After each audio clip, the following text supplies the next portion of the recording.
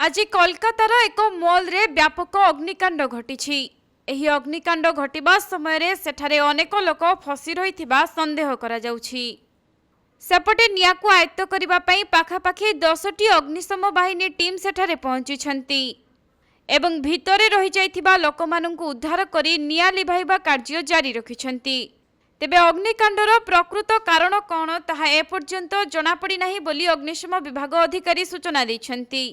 निया लागिबा परे लोकमाने मॉलरू दौड़ी पळाइबा पई चेष्टा करिथिले, तेनु एथिरे अधिक जनजीवन क्षतिग्रस्त होई नथिबा आशा करा जाउछि।